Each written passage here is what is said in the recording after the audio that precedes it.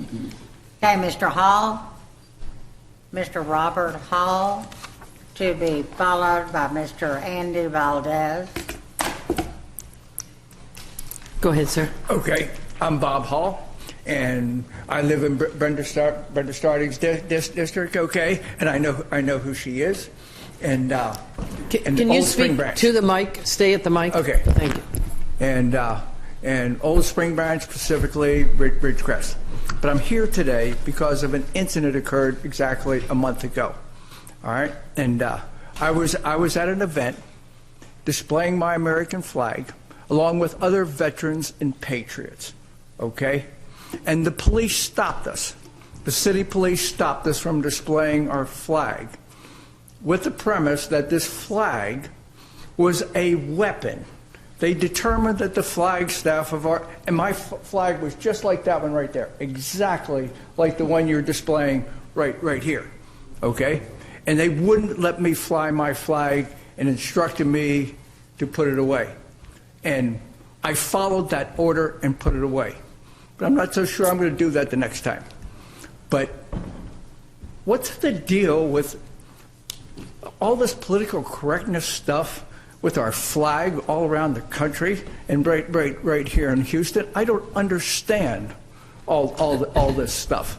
And the veterans and the patriots who were there with me were as upset as I was, and that's why I'm here today. And my point of view to you all is this: if you're going to say that my flag is a weapon, then I say you're infringing on my Second Amendment rights to bear arms. Okay, and that might sound stupid, okay, but the whole issue is stupid. And the ordinance that we're quoting here, this all comes about City Ordinance Section 28-33, carrying clubs, etc., in demonstrations, picket lines, etc. And that comes from the wording of your ordinance. So what I'm asking you is to, one, to dispense with this whole thing to start with. But as a minimum, make an exception for our American flag. Make an exception for our Texas state flag. This is stupid, okay? And somebody is instructing our police force to enforce it in this manner. And so find out who's doing that. Let's put a stop to that and maybe just rescind the whole darn ordinance or make an exception for our U.S. flag and our Texas flag. We veterans, we patriots, we don't like this thing. And we don't like what happened to us out there. And all my friends who are members of VFW are former military. I'm retired military, and I might be retired from the military. I might be retired from business, but I'm not retired from life. Okay? And I'm here today to ask you, please. Thank you, sir. Your time has expired. Sir, don't go anywhere. Don't go anywhere, please. Okay. We have a few people that want to comment. Councilmember Starding? Thank you for coming down here, and I totally agree with you. I think that, did you in any way try to use the flagpole as a weapon? Did you threaten anyone with the flagpole? Was there any intent or anything that may have been confused as intent? No, we were displaying it proudly because we are veterans, and we revere our flag. And for my colleagues, I know this gentleman very well. He does tremendous work in our community. He goes above and beyond to represent Ridgecrest Civic Club, his community, the entire area, and I can't tell you how much he's done, as far as I'm concerned, for America and the state. So, Mayor Pro Tem, is it possible that I could ask the city attorney if there's something that I'm not understanding about why, or maybe I should ask you. We have trouble enforcing other ordinances and laws in this city, and I don't understand why this one, to me, is the one that has been chosen to enforce. Out of all of the ones, I can't get enforcement on things that are criminal and have intent and are harmful to people, but we got enforcement on this ordinance of all. Well, if I may, Councilmember. Yes, please help me. Well, I know that is Sergeant Anthony here? I can't see back. He's not here? No? I know Sergeant Anthony tried to reach you, and there was some problem with he tried several times, 2 or 3 times to talk to you. Oh, there was a reason for that? I was up in Austin, and right in the middle of a meeting, I couldn't respond, and I tried to call the number that I was called. As soon as the meeting was over, I tried to call back. Well, I'm going to try and get Sergeant Anthony. Okay, we're going to try and get Sergeant Anthony here. I'd be glad to talk to him. We still have several speakers that want to speak. So, Councilmember, let's. But I think that we need to use some common sense in our approach to enforcement and making sure that we're doing it for the right reasons at the right time. Like I said, I know Bob well enough to know that I would be there for judgment to testify for his character, that he didn't have any intent of harm. So I think it's a bit unsettling to me that this is one that they chose to enforce. Thank you. I understand. City Attorney, do you want to respond? I will respond. Okay. Mr. Hall, as you know, the ordinance that you quoted does not make any reference to flags. No, but it doesn't say anything about flags. It does say that if you're going to be in a public demonstration of the sort that you described, that there are limitations on the poles. And that's where I think we get into this talk about weapons. Exactly, and that's what the policeman quoted, okay? But he called my flag a weapon, okay? And it's not, because we're displaying it quite appropriately, okay? And that's why I'm saying some common sense with this darn thing, not just the law, because I know that you're an attorney, all right? But some common sense here. This is, I need to shut up because you know my position. But please, common sense prevail. And by the way, Brenda, thank you for the speed bumps. Everybody in our community we're all happy campers about that. Okay, I'm sorry, but there are several other people that wish to speak. Yeah. Hello? Oh, Councilmember Knox? Hey, Bob, how you doing? Okay. As a fellow veteran, I appreciate your service to our country, and I would characterize myself as a patriot also. And we had a discussion earlier, and I told you that if you could overcome this argument where your flag pole, certainly I think the intent of the thing is to keep people from bringing devices to hurt other people. Absolutely. And I think you can agree that although your group may not be interested in engaging in violence, other groups might in the future want to bring their ISIS flag or their Confederate flag or their rainbow flag or any other kind of flag that they want to bring. And that might create some consternation and some aggression on one party or the other. A fight may ensue, and these flag poles may be used as a secondary weapon. I can tell you this, I told you earlier that if you could overcome that argument, I might be in support of what you're doing. And I'm intrigued by your Second Amendment defense of your flagpole weapon. Can I get an extension? Any objection to extending? Councilmember, I'm sorry, you weren't finished? I would just want to finish my comment. Go ahead. So let me just say that I'm delighted to reconsider my position on this. I appreciate your argument on the Second Amendment as your pole is a right, because you could carry a rifle to that thing and you'd be just fine. You could carry a handgun to that thing and be just fine because it's not on this list of prohibited weapons. So what's the difference between a rifle, a pistol, or a pole? So I'm intrigued by that argument, and I would be interested in visiting with our council about that at some point in the future. Thank you for appearing today. Appreciate One moment, sir. The thing One is, moment. as we just a little bit here. Well, it's not your time. Wait, hold on. Okay. We I regulate know. everything. I know, but hold on. We have somebody else who wishes to speak. Sure. Councilmember Kubash. Yes, Mr. Hall, thank you for your service to the country, and I'm disappointed that a flagpole is controversial in a parade or a march, and I'm also disappointed that when my father, before he passed, I'd take him on trips. We'd have to go through the airport in a wheelchair, and they'd want to make him get out of it, and he couldn't, and because they was concerned about what he was carrying in the wheelchair. So I got it. You know, especially since 9/11, there's been such a reaction to everything. You know, where you can't even carry a tube of toothpaste on an airplane. It's just gotten ridiculous. So somehow or another, when you said common sense, let it prevail. Yes. I'm thinking, man, you must be from the 50s. Because the last time that any of us had any common sense, I think we had to be back from the 50s or before. So thank you for the common sense. I agree, let it prevail. And I would just caution to the point that I think we all would agree that the American flag is something that we are all proud of, and we are all patriots. Mm-hmm. It's the question of the pole itself, and that has to be understood. I would also be a little bit remiss if I didn't say that I'm not sure I would compare ISIS flag, KKK flag, and the rainbow flag in the same sentence.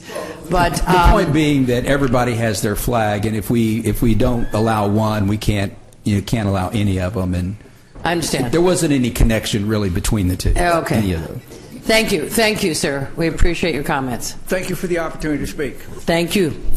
Okay, Mr. Valdez, to be followed by Mr. Taylor McNeil. Good afternoon. This is my first time to address the council. Everyone on the council looks healthy, wealthy, and wise, so I hope you're having a great day. I can't say I'm also a Marine veteran, and as a Marine veteran, I don't have a problem with other people flying their flag, per se. I do have a problem with the ISIS flag, for sure. So let me go ahead and kick this off, because I do have some better perspective. My name is Andy Valdez. Today I'm speaking on the American flag. We honor our flag. We honor what we stand for as a nation. Freedom, equality, justice, and hope. That's from President Ronald Reagan. I am an honorably discharged United States Marine veteran with many honors to include letters of appreciation, certificates of commendation, and attained the rank of corporal meritoriously with a recommendation for a meritorious sergeant. I served from 1988 to 1992 during Desert Storm, Desert Shield, non-combat. I enlisted in the Marine Corps after the Beirut bombing in Lebanon, October 23, 1983. 241 Marines and a serviceman died there. One of them being a friend, Lance Corporal Timothy McMahon of Austin. This attack impacted my generation, and consequently 4 other of my classmates enlisted in the Marines as well. While on duty, I served on the 4th Marine Aircraft Wing Color Guard and raised our American flag at our headquarters in New Orleans every morning, Monday through Friday, rain or shine, for 3.5 years, and participated in many parade duties at Mardi Gras and community requests. Regarding this city ordinance that, as interpreted, restricts the flying of the American flag in Houston, at rallies, or at First Amendment assemblies, the city is hiding behind the stick and the pole when the flag is in full view. I would like to request an emergency amendment to this ordinance to recognize the American flag that is already protected by federal statutes and guidelines, and the Texas state flag, which is also protected by state statutes. The American and state flags are not weapons, and the flag and its pole should never be separated when displayed in public, much like the flag posted here today in this assembly and that flag over there as well. I understand that the ordinance has been placed restricting sticks and poles for public and police safety. However, there are laws on the books regarding the use of weapons. As a veteran, and I'm sure the same applies for law enforcement, we signed up for that hazardous duty.